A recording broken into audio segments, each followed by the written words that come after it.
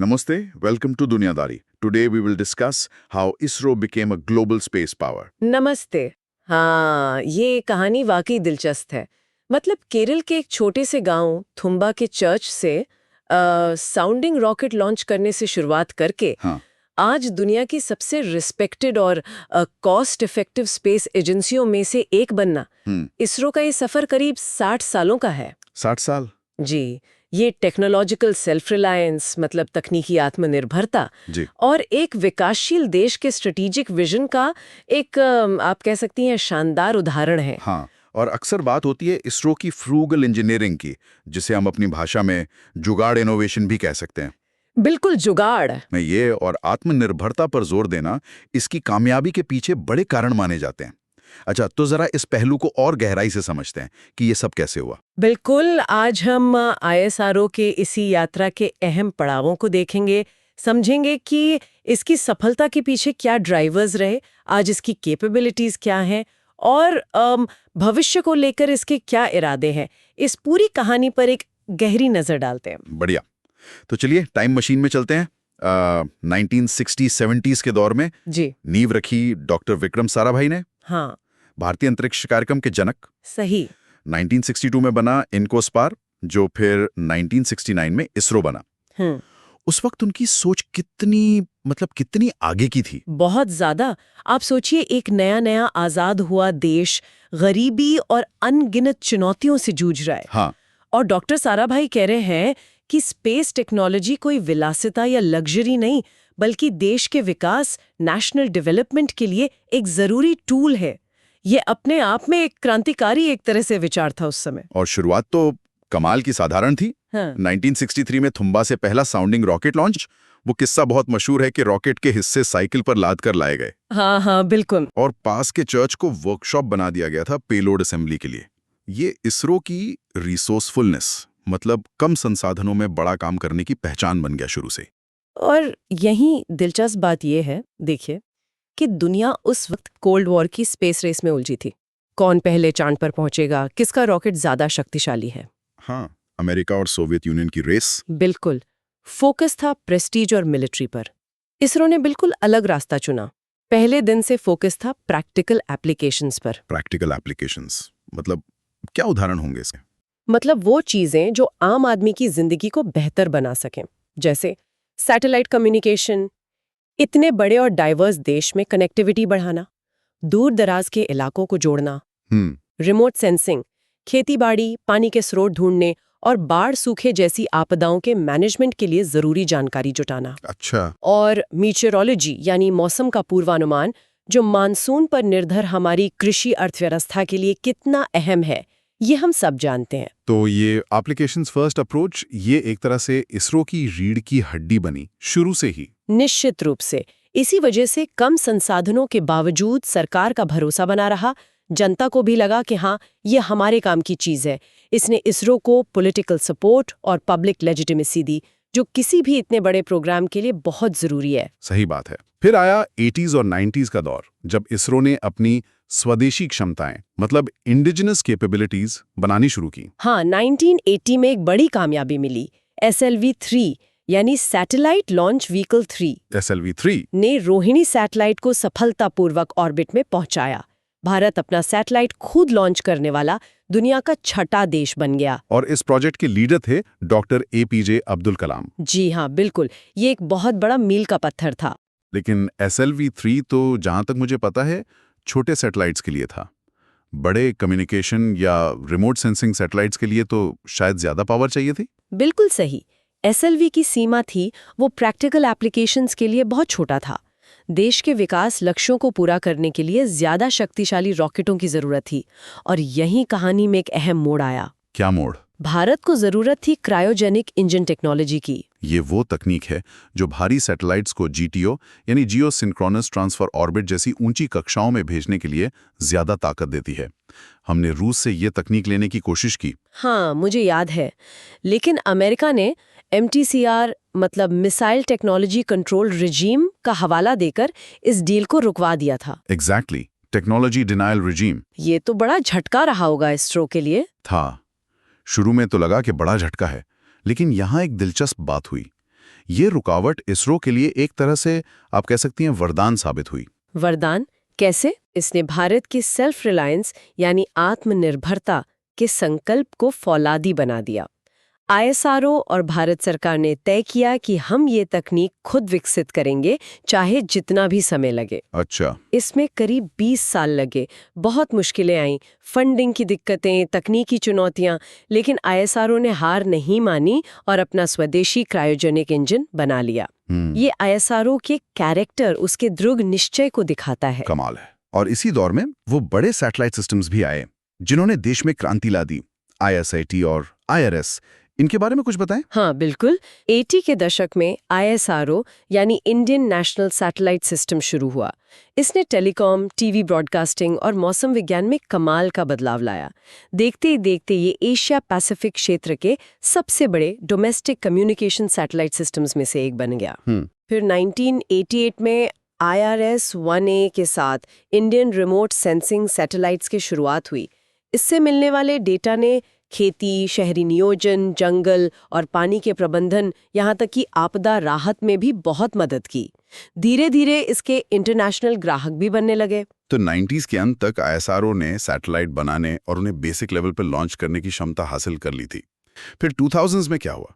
क्या बदलाव आया? 2000s का दशक ISRO के एक कमर्शियल प्लेयर के रूप में उभरने का दौर था और इसका हीरो था PSLV, polar satellite launch vehicle. PSLV, ISRO का वर्क हॉर्स। बिल्कुल। 1994 में पहली सफल उड़ान के बाद इसे लगातार बेहतर बनाया गया। ये ISRO का सबसे भरोसेमंद रॉकेट बन गया। भरोसेमंद कितना? इसके बारे में कुछ आंकड़े हैं?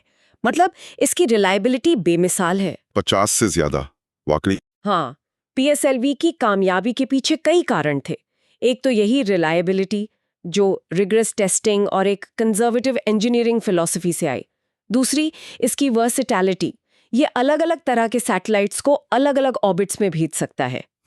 और सबसे बड़ी बात, कॉस्ट इफेक्टिवनेस। ये पश्चिमी लॉन्च व्हीकल्स के मुकाबले काफी सस्ता था और इसका टर्न अराउंड टाइम भी काफी तेज था। मतलब लॉन्च की शेड्यूलिंग काफी कुशल थी। और यहीं पर फिर से वो फ्रूगल इंजीनियरिंग का कमाल दिखता है ना? बिल्कुल। PSLV इसकी बेहतरीन मिसाल है। कम लागत सिर्फ इसलिए नहीं कि यहाँ लेबर सस्ता है, बल्कि इसरो का पूरा काम करने का तरीका ही लीन है।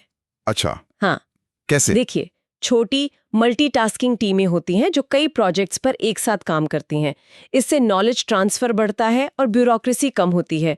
ज्यादातर चीजें इन हाउस बनाई जाती हैं, जिससे क्वालिटी कंट्रोल और कॉस्ट कंट्रोल दोनों रहते हैं। और एक फर्स्ट टाइम राइट अप्रोच पर जोर दिया जाता है। मतलब ग्राउंड पर ही इतनी टेस्टिंग और सिमुलेशन करना कि उड़ान में गलती की गुंजाइश कम से कम हो। बार बार टेस्ट व्हीकल उड़ाने के बजाय यही पैसा और समय बचाया जाता है। ये सब मिलकर PSLV को इतना कामयाब और सस्ता बनाते हैं। सही। और इसी कामयाबी को दुनिया भर में बेचने के लिए, कमर्शियली लेवरेज करने के लिए एंट्रिक्स कॉर्पोरेशन बनाया गया था। हाँ, 1992 में बनी एंट्रिक्स ISRO की कमर्शियल आर्म है। इसका काम था ISRO की प्रोडक्ट्स और सर्विसेज को अंतर्राष्ट्रीय बाजार में बेचना। तो इसने कैसा परफॉर्म किया? बहुत अच्छा। 2000s तक एंट्रिक्स दुनिया भर के देशों, खासकर विकासशील देशों और यूनिवर्सिटीज के लिए सैटेलाइट लॉन्च करने लगी। 2008 में जब एक PSLV ने एक साथ 10 सैटेलाइट लॉन्च किए, तो दुनिया ने ISRO की टेक्निकल सोफिस्टिकेशन को पहचाना। ये एक बड़ा मूवमेंट था। समझ गया। फिर आया 2010 का दशक, जब ISRO ने वाकई दुनिया भर में अपनी धाक जमा ली। बड़े मिशंस का दौर। बिल्कुल। इसकी शुरुआत हुई 2008 के चंद्रयान-1 मिशन से। भारत का पहला चंद्र मिशन। ये ऑर्बिटर मिशन था। हाँ, ऑर्बिटर था। लेकिन इसने चांद की सतह पर पानी के मॉलिक्यूल्स खोजने में अहम भूमिका निभाई। ये एक बड़ी वैज्ञानिक खोज थी और इसने भारत को प्लैनेटरी साइंस क्लब में मजबूती से स्थापित कर दिया। और फिर आया मंगलयान 2013 में, मार्स ऑर्बिटर मिशन। वो तो मतलब कमाल ही था। वाकई, वो तो पूरी दुनिया के लिए एक सरप्राइज था। पहले ही अटेम्प्ट में मंगल की कक्षा में सफलतापूर्वक पहुंचना। ऐसा करने वाली इसरो दुनिया की पहली स्पेस एजेंसी बनी। पहली एजेंसी? हाँ, और लागत सिर्फ $74 मिलियन। मैंने कहीं पढ़ा था कि ये हॉलीवुड की साइंस फिक्शन फिल्म ग्रेविटी के बजट से भी कम था। हाँ, $74 मिलियन। ये तो अविश्वसनीय लगता है ना? आप सोचिए, मंगल तक का मिशन एक हॉलीवुड फिल्म से सस्ता। इसने पूरी दुनिया को हैरान कर दिया और इसरो की कम लागत में कमाल करने की क्षमता का लोहा मनवाया। इसने ग्लोबल इमेजिनेशन को कैप्चर किया। ये वाकई दिखाता है कि फ्रूगल इंजीनियरिंग सिर्फ कहावत नहीं, इसरो की हकीकत है। निश्चित रूप से। फिर 2017 में इसरो ने एक और वर्ल्ड रिकॉर्ड बनाया। एक ही PSLV मिशन से 104 सैटेलाइट्स लॉन्च किए। वो 104 एक साथ? हाँ, ये सिर्फ एक रिकॉर्ड नहीं था, ये दिखाता था कि इसरो सैटेलाइट्स को ऑर्बिट में डिप्लॉय करने में कितना प्रिसाइज है और राइड शेयर मिशंस का मास्टर बन चुका है। इससे छोटे देशों और प्राइवेट कंपनियों के लिए स्पेस तक पहुंचना और भी आसान और सस्ता हो गया। सही। और इसी दशक में लंबे इंतजार के बाद GSLV भी ऑपरेशनल हो गया, वो भी स्वदेशी क्रायोजेनिक इंजन के साथ। हाँ, ये एक बहुत बड़ी उपलब्धि थी। दशकों की मेहनत, वो टेक्नोलॉजी डिनायल झेलने के बाद 2010 में GSLV geosynchronous satellite launch vehicle स्वदेशी क्रायोजेनिक अपर स्टेज के साथ पूरी तरह ऑपरेशनल हुआ। इसका क्या महत्व था? महत्व ये था कि अब भारत अपने भारी कम्युनिकेशन सैटेलाइट्स को खुद लॉन्च कर सकता था, उन्हें GTO तक पहुंचा सकता था बिना किसी विदेशी लॉन्च सर्विस पर निर्भर हुए। इससे भारत लॉन्च कैपेबिलिटी में पूरी तरह आत्मनिर्भर हो गया। आत्मनिर्भरता की वो खोज पूरी हुई। तो अगर हम इन सभी कामयाबियों के पीछे के कोर फैक्टर्स को देखें तो फ्रूगल इंजीनियरिंग के अलावा और क्या नजर आता है? विश्लेषण करें तो एक बहुत बड़ा फैक्टर है long term strategic vision. ISRO की सफलता किसी एक सरकार या एक दशक की देन नहीं। ये दिखाता है कि पॉलिटिकल एडमिनिस्ट्रेशंस बदले, लेकिन स्पेस प्रोग्राम को लेकर एक कंटिन्यूटी, एक रणनीतिक सोच बनी रही। इसमें इंक्रीमेंटल डेवलपमेंट का बड़ा हाथ है। हर नया प्रोग्राम पिछले की नींव पर खड़ा होता है, जिससे अचानक बड़े फेलियर का खतरा कम होता है और क्षमता धीरे धीरे लेकिन लगातार बढ़ती है। अच्छा। और वो एप्लीकेशंस फोकस हमेशा बना रहा। प्रोग्राम हमेशा देश के विकास के लिए रेलेवेंट रहा, जिससे उसे लगातार सरकारी फंडिंग और पॉलिटिकल सपोर्ट मिलता रहा। और हाँ, टेक्नोलॉजी डिनायल ने सेल्फ रिलायंस के इरादे को और मजबूत किया, जिससे व्यापक घरेलू क्षमताएं बनाने में मदद की। और इन सबको मुमकिन बनाने वाले लोग, ह्यूमन कैपिटल, इसरो के वैज्ञानिक और इंजीनियर्स। हाँ, ये बहुत महत्वपूर्ण है। इसरो ने शुरुआत से ही टैलेंट को पहचानने और नर्चर करने पर ध्यान दिया। देश के टॉप इंजीनियरिंग इंस्टीट्यूट्स जैसे IITs और IISc के साथ कोलैबोरेशन किया, जिससे स्किल्ड इंजीनियर्स की एक पाइपलाइन बनी रही। और एक ऐसा वर्क कल्चर बनाया, एक ऐसा माहौल जहां देश के बेस्ट माइंड्स कम सैलरी और प्राइवेट सेक्टर के आकर्षण के बावजूद रुकना चाहते हैं। राष्ट्रीय गौरव, मिशन का महत्व, ये सब चीजें मायने रखती हैं। एक culture of excellence, precision, reliability और नेशनल सर्विस पर जोर दिया गया। ये बहुत जरूरी है। तो आज इस वक्त इसरो कहाँ खड़ा है? इसकी करंट कैपेबिलिटीज क्या हैं? आज इसरो के पास लॉन्च व्हीकल्स का एक दमदार पोर्टफोलियो है। PSLV छोटे से मीडियम सैटेलाइट्स के लिए दुनिया का सबसे भरोसेमंद लॉन्चर माना जाता है। पृथ्वी अवलोकन से लेकर नेविगेशन तक सब लॉन्च करता है। और भारी सैटेलाइट्स के लिए? उसके लिए GSLV MK3 है, जिसे अब LVM-3 भी कहते हैं। ये भारत का सबसे हेवी लिफ्ट रॉकेट है, जो 4 टन तक के सैटेलाइट GTO में और 10 टन तक LEO लो अर्थ ऑर्बिट में ले जा सकता है। अच्छा, और वो SSLV भी है शायद? हाँ, small satellite launch vehicle SSLV। ये छोटे सैटेलाइट मार्केट के लिए है, जो बहुत तेजी से बढ़ रहा है। ये quick, on demand, low cost launch देने के लिए डिजाइन किया गया है। और सैटेलाइट्स के मामले में इसरो की क्या स्थिति है? इसरो दुनिया के सबसे बड़े ऑपरेशनल सैटेलाइट फ्लीट्स में से एक चलाता है। कम्युनिकेशन के लिए GSAT सीरीज है, टेलीकॉम, ब्रॉडकास्टिंग, ब्रॉडबैंड सब इससे चलता है। उसके लिए एडवांस्ड रिमोट सेंसिंग सैटेलाइट्स की पूरी श्रृंखला है। इनके डेटा का इस्तेमाल खेती की निगरानी से लेकर शहरी नियोजन, आपदा प्रबंधन और यहाँ तक कि सैन्य जासूसी, मिलिट्री रिकॉनेसेंस तक में होता है। और स्पेस साइंस? हाँ, स्पेस साइंस मिशंस भी हैं। चंद्रयान मंगलयान तो थे ही, अब आदित्य L1 सूर्य का अध्ययन कर रहा है। पृथ्वी के वायुमंडल से लेकर ग्रहों और सूर्य तक इसरो की रेंज बढ़ रही है। इंटरनेशनल कोलैबोरेशंस की क्या स्थिति है? पहले तो हम तकनीक लेते थे, अब स्थिति काफी बदल गई है। भारत अब टेक्नोलॉजी सहायता प्राप्त करने वाले देश से एक पसंदीदा पार्टनर बन गया है। नासा के साथ मिलकर NSAR, NASA ISRO synthetic aperture radar जैसा बड़ा सैटेलाइट बना रहे हैं। अच्छा, यूरोपियन स्पेस एजेंसी के साथ भी ग्रहीय मिशनों और टेक्नोलॉजी डेवलपमेंट पर सहयोग है। और सबसे महत्वपूर्ण, कई उभरते हुए अंतरिक्ष राष्ट्रों इमर्जिंग स्पेस नेशंस को उनके स्पेस प्रोग्राम विकसित करने में मदद कर रहा है। उनके सैटेलाइट्स लॉन्च कर रहा है, अपनी विशेषज्ञता साझा कर रहा है। हाल की सबसे बड़ी उपलब्धि तो बेशक चंद्रयान 3 रही है, अगस्त 2023। बिल्कुल, वो एक ऐतिहासिक पल था। चंद्रमा के साउथ पोल के पास सफल सॉफ्ट लैंडिंग। भारत ऐसा करने वाला दुनिया का पहला और चांद पर सॉफ्ट लैंडिंग करने वाला चौथा देश बना। इसने दिखाया कि भारत अब मुश्किल लैंडिंग टेक्निक्स में महारत हासिल कर चुका है। और गगनयान मिशन की भी बहुत चर्चा है। ये क्या है? हाँ, गगनयान भारत का ह्यूमन स्पेस फ्लाइट प्रोग्राम है। लक्ष्य है भारतीय अंतरिक्ष यात्रियों को अपने ही रॉकेट LVM-3 से अंतरिक्ष में भेजना और सुरक्षित वापस लाना। अपना मानव मिशन। हाँ, जी, अगर ये सफल होता है तो भारत स्वतंत्र रूप से मानव अंतरिक्ष उड़ान क्षमता वाला दुनिया का चौथा राष्ट्र बन जाएगा। ये टेक्नोलॉजिकली बहुत चैलेंजिंग मिशन है और राष्ट्रीय प्रतिष्ठा के लिहाज से भी बहुत बड़ा कदम होगा। और आदित्य L1 का क्या महत्व है? आदित्य L1 भारत का पहला डेडिकेटेड सोलर ऑब्जर्वेटरी मिशन है। ये पृथ्वी से करीब 1.5 मिलियन किलोमीटर दूर L1 लैग्रेंज पॉइंट पर स्थित होकर लगातार सूर्य का अध्ययन करेगा। ये दिखाता है कि इसरो की साइंटिफिक एम्बिशंस अब पृथ्वी और चांद से आगे बढ़कर सौर मंडल तक पहुंच रही हैं। इन सब का आर्थिक प्रभाव, इकोनॉमिक इम्पैक्ट क्या रहा है? क्या इसरो पैसा भी कमाता है? हाँ, बिल्कुल। एंट्रिक्स कॉर्पोरेशन ने और अब उसके बाद बनी NSIL new space India limited ने 34 देशों के 400 से ज्यादा विदेशी सैटेलाइट लॉन्च करके महत्वपूर्ण रेवेन्यू कमाया है। इसने उन छोटे राष्ट्रों और कमर्शियल संस्थाओं के लिए स्पेस तक पहुंच को अफोर्डेबल बनाया जो पश्चिमी लॉन्च प्रोवाइडर्स का खर्च नहीं उठा सकते थे। और टेक्नोलॉजी स्पिन-ऑफ्स? हाँ, वो भी है। स्पेस प्रोग्राम के लिए विकसित की गई टेक्नोलॉजीज जैसे advanced materials, precision manufacturing, software development, data processing की विशेषज्ञता, इनका फायदा दूसरे सेक्टर्स को भी मिला है।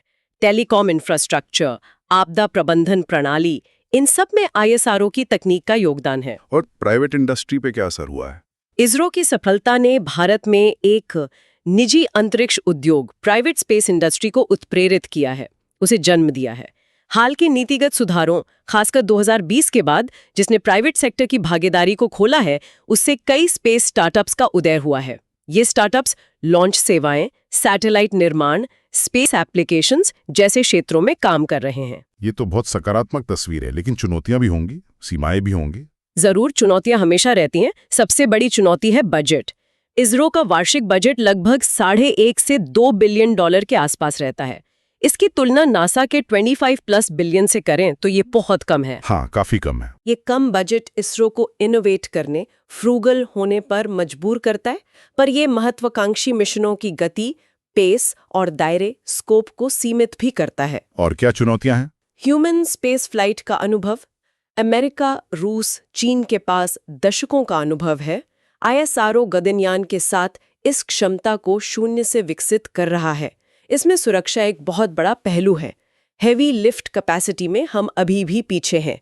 हमारे LVM-3 की क्षमता SpaceX के फैल्कन हेवी या नासा के SLS जितनी नहीं है। और प्राइवेट सेक्टर इंटीग्रेशन, भारत का निजी अंतरिक्ष क्षेत्र अमेरिका की तुलना में अभी भी बहुत नया है, नवजात है। इसे पूरी तरह से परिपक्व होने के लिए और नीतिगत समर्थन और निवेश की आवश्यकता होगी। ISRO से इंडस्ट्री में टेक्नोलॉजी ट्रांसफर को और सुगम बनाना होगा। तो भविष्य की दिशा क्या दिख रही है? आगे कौन से बड़े मिशंस हैं? जो चंद्रमा से नमूना वापस लाने का प्रयास करेगा। लुपेक्स है भारत जापान का संयुक्त चंद्र ध्रुवीय अन्वेषण मिशन। शुक्रयान है जो शुक्र ग्रह का ऑर्बिटर मिशन होगा। अच्छा, शुक्र पे भी। हाँ, इसके अलावा एक next generation launch vehicle NGLV पर काम चल रहा है, जिसकी पेलोड क्षमता काफी ज्यादा होगी। और रियूजेबल लॉन्च व्हीकल्स RLV की टेक्नोलॉजी पर भी काम हो रहा है, ताकि लॉन्च की लागत को और कम किया जा सके। और नीति के स्तर पर वो स्पेस पॉलिसी 2023 का क्या उद्देश्य है? इंडियन स्पेस पॉलिसी 2023 का मुख्य उद्देश्य है निजी क्षेत्र की अधिक भागीदारी को सक्षम करना। इसमें ऑथराइजेशन प्रक्रियाओं को सुव्यवस्थित करना, कमर्शियल स्पेस एक्टिविटीज को प्रोत्साहित करना शामिल है। विचार ये है कि ISRO अब ज्यादा फोकस एडवांस्ड R&D पर करे, जबकि रूटीन ऑपरेशनल एक्टिविटीज जैसे PSLV बनाना या सैटेलाइट बनाना धीरे धीरे इंडस्ट्री को हस्तांतरित हो। और दीर्घकालिक दृष्टि, लॉन्ग टर्म विजन क्या है? विजन बड़ा है, स्थायी चंद्र उपस्थिति स्थापित करना, भविष्य में अपना अंतरिक्ष स्टेशन बनाना, अंतर्ग्रही अन्वेषण का विस्तार करना, मतलब एंड टू एंड क्षमताओं के साथ एक पूर्ण अंतरिक्ष शक्ति बनना। इस पूरी कहानी का, इसरो की इस यात्रा का वैश्विक महत्व, ग्लोबल सिग्निफिकेंस क्या है? देखिए, इसके कई पहलू हैं। पहला, इसरो दुनिया के बाकी उभरते हुए अंतरिक्ष राष्ट्रों, खासकर विकासशील देशों के लिए एक रोल मॉडल है। ये दिखाता है कि स्पेस में बड़ी कामयाबी हासिल करने के लिए महाशक्ति स्तर के संसाधनों की जरूरत नहीं है। इसका मितव्ययी इंजीनियरिंग दृष्टिकोण और अनुप्रयोग फोकस, एप्लीकेशंस फोकस, अन्य विकासशील देशों के लिए एक टेम्पलेट प्रदान करता है। सही। और दूसरा, ये साउथ साउथ कोऑपरेशन यानी दक्षिण दक्षिण सहयोग का एक बड़ा उदाहरण बन गया है। भारत विकासशील देशों के लिए एक प्रमुख अंतरिक्ष भागीदार बन गया है।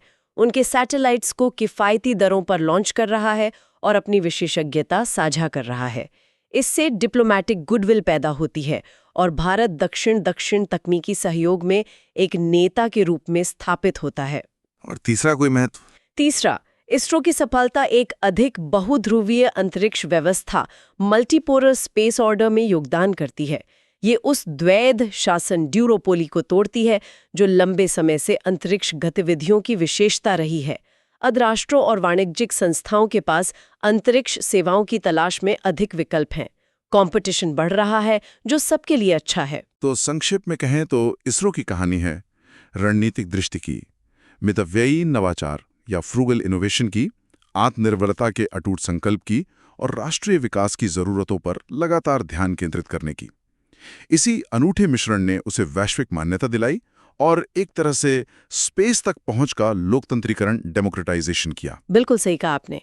और इसरो ने ये साबित किया है कि स्पेस टेक्नोलॉजी सिर्फ प्रतिष्ठा या दिखावे के लिए नहीं, बल्कि राष्ट्रीय विकास के लिए, आम आदमी के जीवन को बेहतर बनाने के लिए एक शक्तिशाली उपकरण, एक पावरफुल टूल हो सकती है। इसरो ने वाकई साबित किया है कि कम रिसोर्सेज में भी बड़े सपने पूरे किए जा सकते हैं।